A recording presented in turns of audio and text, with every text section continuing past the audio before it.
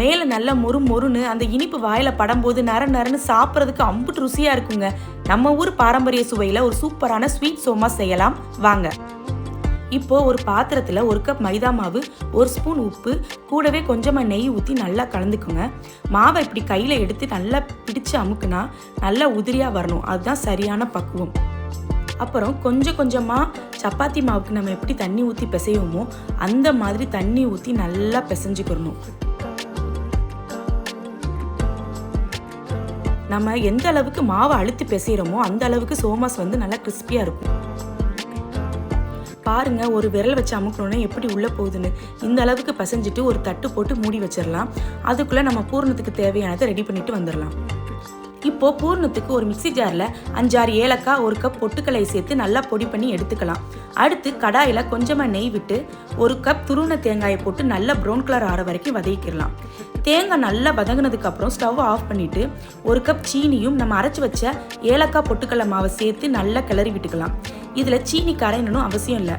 நாம் சாப்பிடும்போது வாயில் அந்த சீனி நரன்னு படும்போது தான் ஸ்வீட் சோமாஸ் நல்லா டேஸ்ட்டாக இருக்கும். அவ்வளோதாங்க, பூர்ணம் ரெடி ஆயிடுச்சு. இப்போ நம்ம ஊற வச்ச மாவை எடுத்து பார்த்துக்கலாம். பாருங்களேன் எந்த அளவுக்கு நல்லா சாஃப்டாக வந்திருக்குன்னு. இந்த மாவை முதல்ல சின்ன சின்ன உருண்டைகளை அழகாக உருட்டி தனியாக எடுத்து வச்சுக்கலாம். அதுக்கப்புறம் ஒவ்வொரு உருண்டையாக எடுத்து தேய்க்க ஆரம்பிக்கலாம். நல்லா சப்பாத்திக்கு தேய்ப்போம் இல்லையா, அதை விட நல்லா மெல்லிசாக தேய்க்கணுங்க. அப்போ தான் சோமாஸ் நல்ல கிறிஸ்பியாக வரும். இப்போ தேய்ச்ச மாவோட நடுவில் நம்ம ரெடி பண்ணி வச்சிருந்த பூர்ணத்தை வச்சு சோமாஸ் செய்ய ஆரம்பிக்கலாம். இதை நம்ம 2 விதமாக மடிக்கலாம். ஃபர்ஸ்ட் மெத்தடில் நடுவில் பூர்ணத்தை வச்சு அப்படியே மடக்கி ஓரங்களில் முதல்ல விரலால் நல்லா அமுக்கி விடுங்க. அதுக்கப்புறம் ஒரு ஃபோக் ஸ்பூனை எடுத்து அந்த ஓரங்களை ஃபுல்லாக நல்லா அழுத்தி விடுங்க. பார்க்குறதுக்கு டிசைனும் சூப்பராக இருக்கும். எண்ணெயில் போடும்போது பூர்ணமும் வெளியே வராது. அடுத்து 2வது மெத்தட், அதே மாதிரி நடுவில் பூரணத்தை வச்சு மாவை அப்படியே ஃபோல்ட் பண்ணிக்கோங்க. விரலால் ஓரங்களை நல்லா அமுக்கி விட்டு நம்ம கை விரலாலே முறுக்கு சுற்றுற மாதிரி அழகாக திருவி டிசைன் பண்ணிக்கோங்க. இது பார்க்குறதுக்கு அப்படியே நம்ம பாரம்பரிய டிசைன் மாதிரியே சூப்பராக இருக்கும். உங்களுக்கு எந்த மெத்தட் ஈஸியாக இருக்கோ அந்த மாதிரி எல்லா சோமாஸையும் ரெடி பண்ணி எடுத்து வச்சுக்கோங்க. இதில் நம்ம கைக்கு எந்த பக்கமாக வாட்டமாக இருக்கோ அந்த பக்கமாக மாவை திருப்பி வச்சு அழகாக கையிலே கை முறுக்கு மாதிரி திருவி டிசைன் பண்ணிக்கலாம்.